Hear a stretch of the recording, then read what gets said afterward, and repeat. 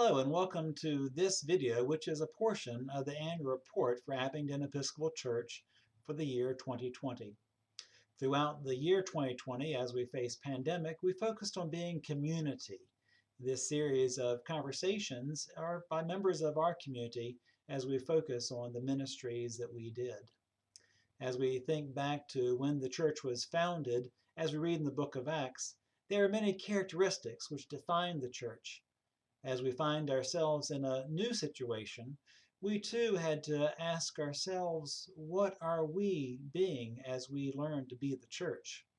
As the early church did, they had to learn. As we have had to do in this pandemic, we have had to learn. I hope you'll enjoy this conversation with members of Abingdon Church as we explore how we learned and affirmed our opportunity to be the church God has called us to be.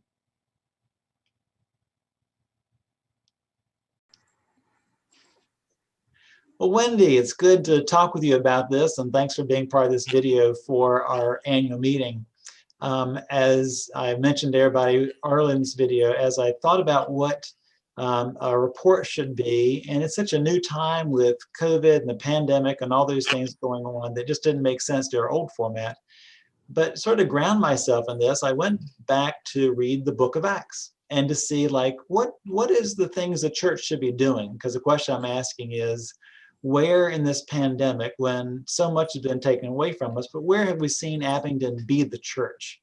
And one thing that the Church of Acts does is they gather people in. They gather people in, they celebrate life events, and then at times the book of Acts also records they say farewell to people like Tabitha, who was a beloved member of the early church. So I just want to take a little bit of time and talk about those people that have now come to join us. So in our portals, you as a church registrar, who has come into our community in this past year? Well, in 2020, we've had a variety of people coming into the church in different ways. We've had some people who were members and we hadn't seen them in a while and they've come back, such as Brenda Clater. Oh, yeah. And Bobby James. Oh, yeah, yeah. And we've had some. It's been really fun. I remember when we first started seeing Bobby in the audience, like one of our, Yes. he was commenting and saying hello, and I was like, I had not met him before the pandemic. I had met him at weddings and different things, but really didn't know him. And it's just both of those, and everybody I mentioned is just a great asset. But just been fun to see how the church doors have been opened in a new way. Yeah, I would agree. And both of them have been very active since they have come back, and so it's been a good thing. Yeah. We've had a couple of new transfers in, such as Chris and Keely Wilkins. Yeah. Yeah, as you know, Chris is on the slate for our new vestry election coming up, and Keely, his wife. And they were recently married. They had been attending Abingdon before the pandemic, transferring from where, but certainly have been active in this. And as we continue to be the church, gather them in this way. Yeah, yeah. One thing, when I sent out the membership form to Chris to get the information, address and birthday and cell phone number. Yeah. Normally when I send that to people, it takes weeks to get it back, maybe a phone call or two. But Chris gets the record. I sent it to him and he returned it completed within 5 to 10 minutes. I was shocked. and just for the record, that's faster than I even turned it in for me. So, that's pretty good. That is good. Yeah. And we've had someone that we are used to seeing who's been with us for a while, but her transfer paperwork came through way back in January. Kimberly Wooden. Oh yeah, yeah. And so she is now an official member of Abingdon Church. Yeah, and sometimes it does take us, people don't always know, sometimes it takes a while to get the paperwork from other churches saying, yes, this is a member of our church, and sometimes it just takes A phone call or two. a phone call or two, and sometimes you call and I call the rector, and we're like, come on, we we want to get this legal. Yeah. Well, that's great, and we have also had some other people join us that haven't officially become members in the canonical sense, but certainly are in our family. They're joining us in that way. Um, Yes, we have a couple of families that fit into that category. The first would be Kurt and Sarah Smith, mhm, and they have two children, Whit and Beck. yeah, they moved And here from the Eastern Shore before the pandemic. I remember last Christmas was when we first met them, and they were just getting settled in, and then this year, if anybody watched the video, their kids were part of the Christmas pageant. So neat to see that growing relationship. another family who has joined us, who I met for the first time during Advent, outside at our Advent wreath, are the Hot family. Lyndon and Heike Young and their daughter Gabrielle. Yeah. Yes, it's going to be fun to see them. I was going to say it's going to be fun to see them out of their car because our service has been in the parking lot, but they may have been at one of our services those few days we were open for worship. I think they may have come in that day. But yeah, it's like for me, that's one of our miracle kind of things because I feel like so many times this year the church has been not being able to welcome people, but I've found that we have been welcoming people. The good news has been spreading even when the ways we had been used to spreading it have been changed. And so Right. it's nice, that tangible sign of things. Yeah. And then of course, the other way we welcome people, and the church did, we always have, is through baptisms. This year, Absolutely. because we've been limited for baptisms, we've not had that many, but that doesn't mean we haven't had any. You want to tell us about those? Yes, we've had a couple back in February before we were while we were in the church. I'll put it that way. We had a couple of baptisms. The first was Carter William Finn McMullen, Hmm. who is the son of Brandon and Shannon McMullen. Yeah. And, and And and we should also mention the grandson of Karen and Brian Rose, and the great grandson of Sandy Pollock, and so a good yes, 4 generations continuing there. absolutely. A second baptism we had back in February is Winston Bond Shepherd, Mhm. and he is the son of Cameron and Natalie Shepherd. Yep, and then grandson of Rod and Betty Hayes, and also Pete and Mary Lou Shepherd. So um, lots of connections there. Yeah. And more recently, on December 29th, that we had a baptism of Sophie Beitler, who is the granddaughter of Becky and David Meeker. And that was an interesting one because that was one that was done with partially via Zoom. And so the one of the godmothers was in Colorado, joined us via Zoom or Skype or something. And it was also interesting that because of social distancing, the actual water was administered on her by her godparents, who are also her aunt and uncle, because I want to maintain social distances, and so it was held outdoors in all those ways. And with the numbers we've had here recently, we probably wouldn't have done that just because of the pandemic numbers. But at that point in time, outdoor service.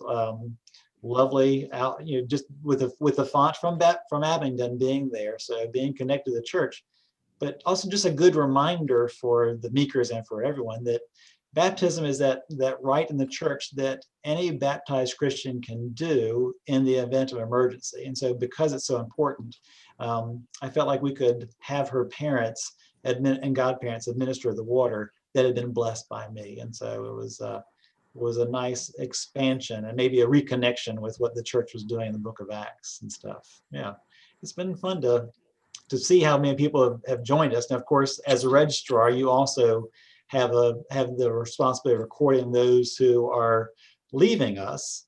And so who is in that regard? Well, thankfully, we've had more join us than leave us, in living people, that is. We've only had one transfer out this year, and that was Catherine Loveland. And I believe she transferred to Union Baptist Church. And we've had two of our longtime members move away to be closer to their families, and that's Jackie Emmett and Jean Core. When did the Rosenbergs move away? Was that 2019? No, well, They're still, so that's a good example of how sometimes our paperwork follows with things, and the Rosenbergs have said they're not transferring their membership yet. And that's why I didn't include them in that list. They did move away this past year, but they are still currently active online, and we still hold their letter. Yep, and we're glad to do so. Yeah, it's just one of those things that pop in my head, and like always, you keep straight on these things. Thanks. And we also did have people that moved to that greater kingdom. Didn't just move across town, but let's remember. We did. Unfortunately, we had 9 of those. Yeah. We had Margie's Werner pass away in March. That was the last service that we had in the church before the pandemic changed all our ways of doing things. I remember Margie, just a delightfully sweet person, and many people that probably would have come were just at that time just beginning to be hesitant about traveling. But still, it was a good and lovely service for a good and lovely person. Yeah. June Gessner passed in April. And June and Tom, her husband, who preceded her in death, were here just for a few years. And that service was held up back in New England, where she and Tom had lived for most of their lives. Elizabeth Schutz in May. I remember that service as well. Delightful person. I did not know her personally. I'd met her just met her family and talked to her many years ago, but certainly a lovely person from all accounts as well. Robert Kramer in June. Right. Youthful young dad, 3 delightful daughters, wonderful wife. I remember Rob from being a teenager when I was a youth minister here, and just a sad place for all of us to lose him so young. Also in June, John's Werner passed away. John was no longer a member of Abingdon, but he was the son of Margie's Werner. Yeah, again, another young guy passing away, and was here for his mother's service, grew up as an acolyte in this church, and I did the memorial service for him. They wanted a service to honor his family's, his connection with the fire department, and so. But yeah, certainly a lot of people knew John as he was growing up. Yeah. Rosalie Cumby. She passed in June. Yes, yeah. That was a very quick illness for her, and passed at a nursing home in Richmond. Another longtime member, Audrey Stover. She had moved from the area, but she passed in June also. Yeah, her service here introduced us to the idea of putting cremated remains in the shape of a cross in the ground. Her daughter Pat had told us they do that at the church in Annapolis, and so we've since repeated that. A nice way of adding to our community as she was heading to the heavenly community. Audrey had a good gift. Another longtime member, Jane Watson, passed in August. Yeah. Jane was a delightful person, so active with literacy activities and community, and a very good, very active bridge player as well. And then back in November, John Gillis passed away. Yeah, that was a very quick illness as well. And last but not least, in December, 2 days before Christmas, Mary Walters. Yes, yeah. And Mary was a delightful person. I was at Gloucester House for the last couple of years and was isolated. The interesting thing in all those services, except for Marjorie and for Rosalie, who we haven't had her service yet, her family has chosen to delay, that most of those services had either held outdoors with a limited number, but more recently, like Mary Walter's service was held completely online. And so we're finding new ways of getting together, supporting each other. And I think we all sort of missed the idea of getting together after the service and sharing stories about these individuals we've loved and lost. And we just need to find a way to honor all their lives in our community. I have a quick little story about Mary. I have worked for Abingdon for 16 years, and the very first thing I did was get the letter of transfer for Mary and Wally into Abingdon Church, which apparently they had been trying to do for quite a while and hadn't happened. So when I called her and told her she was officially a member of Abingdon, the very next day she showed up with a beautiful hanging basket for me. She was just a very nice person. Yeah, well, that's a good thing to celebrate, and just and of course her service was full of flowers to reflect her love of flowers as well. Yeah, so sometime hopefully in 2021 we'll have Rosalie Cumbie's service to celebrate her life and her family coming back and being gathered in. Yeah, and speaking of celebrations, you not only get to keep track of those who come in and those who leave, but we also have moments of celebration as well. I think we had 2 weddings this year. We did. Back in June, Suzanne and Jim Wright. Yes, they got married on their front porch. They were 6 feet away from me. Jen was my assisting clergy who did the prayers of the people. Their service was being Skyped or Zoomed with other family members. And so it was, for me, is a very different way, but also very special in that way. Of, it's really about a couple that comes together and just wants to, have their love and relationship witnessed and blessed in the eyes of God, in the eyes of the church. So, yeah. And then the other one was in October, I remember, I think. Yes, Julia Green and Middleton Smith. A couple that we get these a lot. They want to be married in the Episcopal Church. They have a lot of connections to the church, not really a connection to Abingdon, but family had long ties to Gloucester. And that was one where we thought we might be able to get them married in the church, but then the numbers didn't go in our favor. And so they wound up having an outdoor service at Gloucester Banks. And so it was absolutely a gorgeous day. And so it's nice that we can offer the graces of the church and the beauty of the church, even when we're not in the church. So nice. Well, aside from keeping who's coming in, who's going out in celebrations, you sort of referenced this when you talked about Chris Wilkins, the information form. So just talk a little bit about some of the challenges you've had in communicating to people. I mean, we do this in a lot of different ways, but you're the hub of all that. So let's just share that for a little bit. Well, when someone is new to the church or starts attending and would like to be involved, I ask them to fill out the membership form, which basically gives me their email, their mailing address, their phone number, a way for us to keep in touch. I add them to the online directory.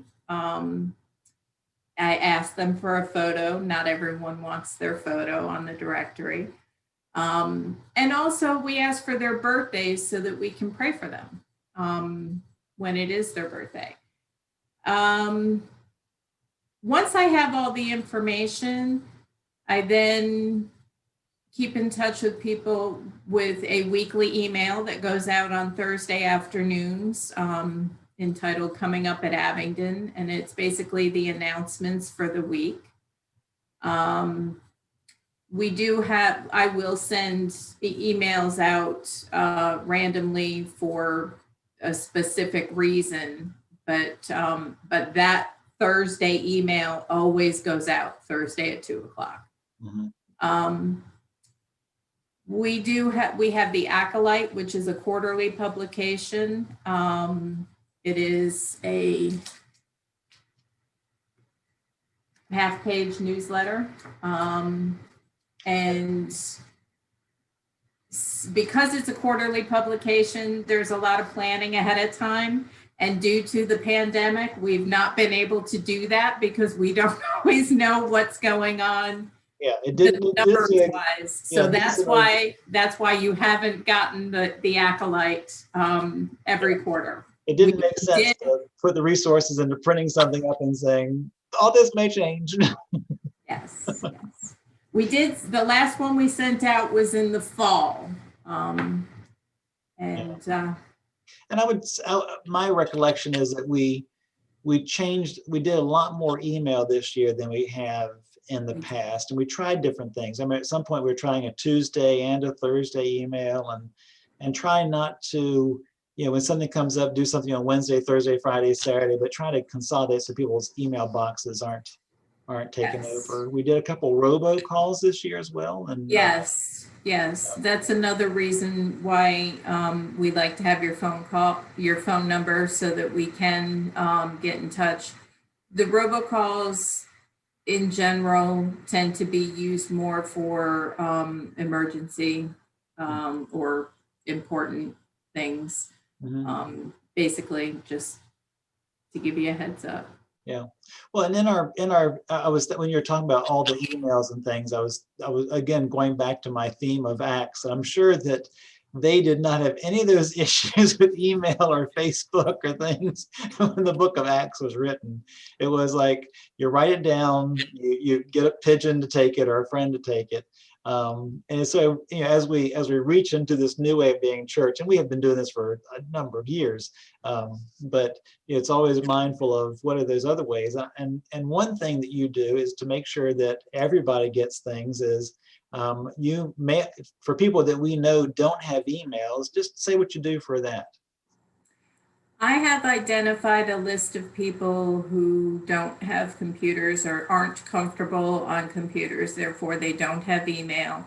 And so each month I print out a copy of each weekly bulletin and put together a packet. And I also include a forward day by day.